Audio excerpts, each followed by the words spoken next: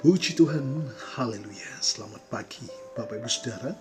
Salam sejahtera buat kita semua, puji Tuhan. Senang sekali kita dapat berjumpa kembali di pagi hari ini.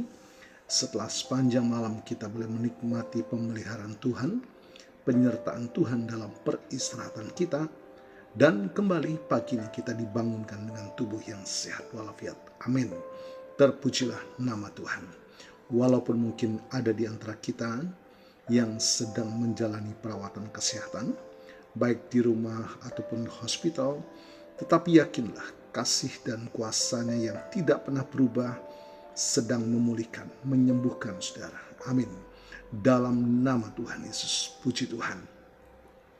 Baik Bapak Ibu dan Saudara, kembali kita pagi hari ini sebelum kita melakukan segala aktivitas kita mau datang kepada Tuhan, sumber kehidupan, yang menjadi kekuatan pengharapan kita di dalam Dia, sehingga kita dimampukan menjalani sisa kehidupan kita senantiasa di dalam perkenanan kepada Tuhan. Puji Tuhan, firman Tuhan berkata, ketika aku berkenan, aku menjawab engkau. Puji Tuhan, itulah yang menjadi kebutuhan kita Bapak Ibu Saudara, pertolongan Tuhan tepat pada waktunya. Puji Tuhan. Mari Bapak Ibu Saudara, pagi hari ini sebuah renungan yang akan saya sampaikan dengan tema adalah jangkar harapan di tengah badai kehidupan. Saya mengambil dari topik Matius pasal yang kelima, dari ayat pertama sampai 12 ya Bapak Ibu Saudara. Khotbah di bukit yang disampaikan oleh Yesus bukan hanya sekedar kumpulan ajaran moral, tetapi juga merupakan fondasi bagi kehidupan seorang pengikut Kristus yang penuh harapan. Di tengah berbagai tantangan dan kesulitan hidup, Yesus menawarkan pandangan yang berbeda, sebuah jalan yang dipenuhi dengan pengharapan yang berakar dalam kerajaan Allah.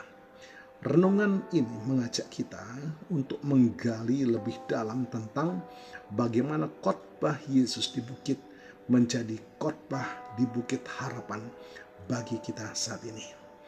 Pertama dikatakan, berbahagialah orang yang miskin di hadapan Allah. Yesus memulai dengan sebuah paradoks. Kebahagiaan justru ditemukan dalam pengakuan akan keterbatasan dan kebutuhan kita di hadapan Allah. Kita menyadari bahwa kita tidak dapat mengandalkan kekuatan diri sendiri. Kita membuka diri untuk menerima anugerah dan pertolongan dari Tuhan. Apakah kita sering merasa cukup dengan diri sendiri sehingga sulit untuk bersandar sepenuhnya kepada Tuhan? Bagaimana kita dapat mengembangkan kerendahan hati yang membawa kita pada pengharapan yang sejati?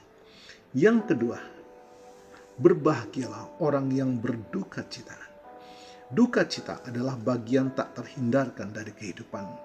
Namun Yesus menjanjikan penghiburan bagi mereka yang berduka. Penghiburan ini bukan hanya sekedar pelipur lara sesaat, tetapi janji akan kehadiran dan penyertaan Allah yang memampukan kita melewati masa sulit. Bagaimana kita merespon duka cita dalam hidup kita? Apakah kita mencari penghiburan sejati dari Tuhan atau dari hal-hal duniawi yang sementara? Yang ketiga, Bapak Ibu Saudara, berbahagialah orang yang lemah lembut. Kelembutan sering disalahartikan sebagai kelemahan. Namun dalam konteks ini, kelembutan adalah kekuatan yang terkendali, kemampuan untuk menahan diri dan merespon dengan kasih. Orang yang lemah lembut memiliki harapan yang teguh karena mereka percaya bahwa keadilan dan kebaikan Allah akan dinyatakan pada waktunya. Puji Tuhan. Bagaimana kita menunjukkan kelembutan dalam interaksi kita dengan orang lain, terutama di tengah perbedaan pendapat atau konflik? Apakah kita memiliki keyakinan bahwa Allah akan bertindak dalam hidup kita? Lanjut dikatakan, berbahagialah orang yang lapar dan haus akan kebenaran. Kelaparan dan kehausan yang sejati akan kebenaran Allah akan dipuaskan. Ini adalah janji pengharapan bagi mereka yang sungguh-sungguh mencari kehendak dan jalan Tuhan. Seberapa besar kerinduan kita akan kebenaran firman Tuhan dalam hidup kita sehari-hari? Apakah kita aktif mencari dan merenungkannya sebagai sumber pengharapan? Kemudian dikatakan, berbahagialah orang yang murah hati. Kemurahan hati adalah cerminan dari kasih Allah. Ketika kita bermurah hati kepada orang lain, kita sedang menabur benih pengharapan dan kasih di dunia ini. Kita juga memiliki pengharapan bahwa kita pun akan menerima kemurahan dari Allah.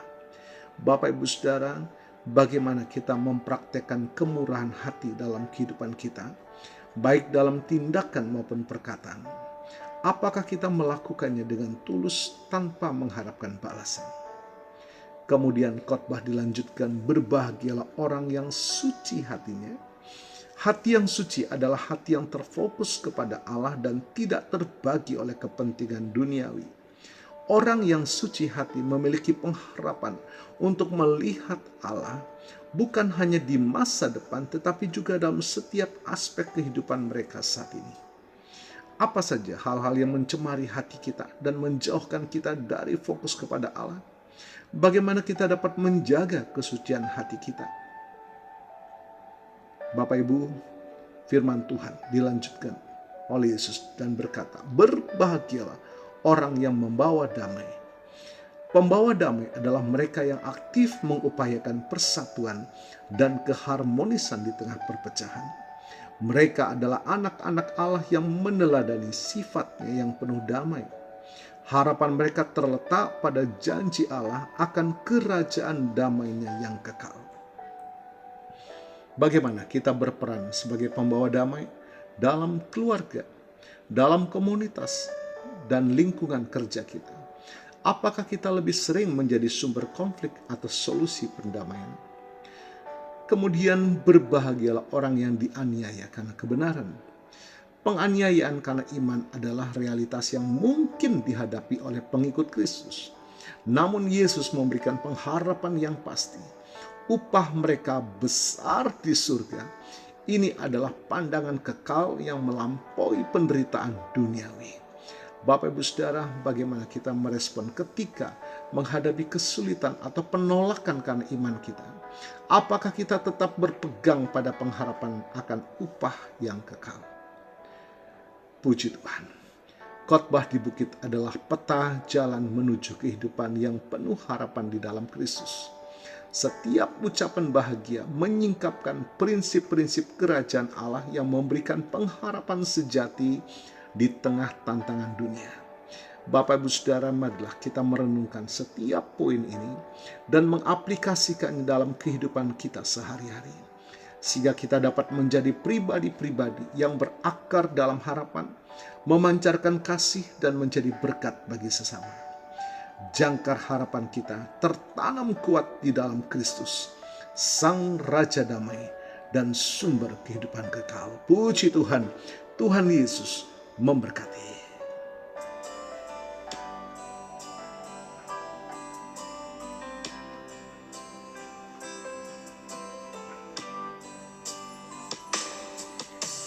Engkaulah kekuatanku,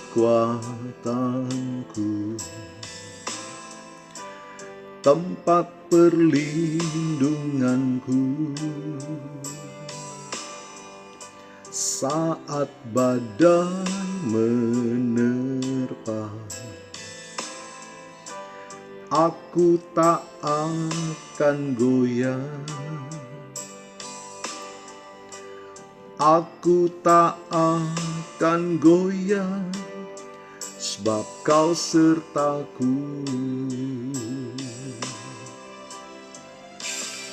Sejauh langit dari bumi, begitu besarnya kasih-Mu.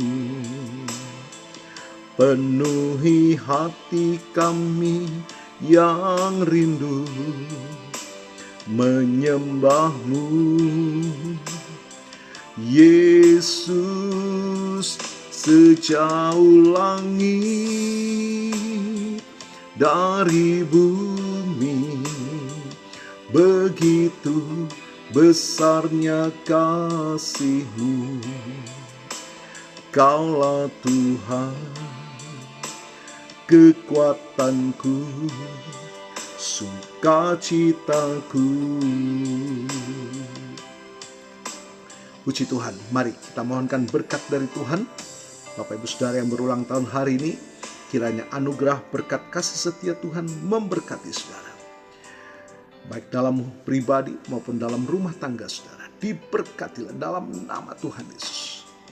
Bapa, kiranya anugerah kasih karunia dari Allah Bapa, cinta kasih dari Yesus yang kekal, serta persekutuan sukacita damai sejahtera dari Allah Roh Kudus memberkati kita semua. Terimalah berkat Tuhan atas seluruh hidupmu. Terimalah berkat Tuhan atas rumah tanggamu. Terimalah berkat Tuhan atas usaha, dagang dan pekerjaanmu. Terimalah berkat Tuhan atas pendidikan dan masa depanmu. Dan terimalah berkat Tuhan atas iman, ibadah, dan pelayananmu kepada Tuhan. Diberkatilah engkau berlimpah-limpah, baik jasmani dan rohani, hari ini sepanjang masa, sampai Tuhan Yesus datang kembali, di dalam berkat nama Tuhan Yesus Kristus. Haleluya, haleluya, amin. Puji Tuhan. Bapak Ibu Saudara, selamat pagi, selamat beraktivitas. Tuhan Yesus memberkati.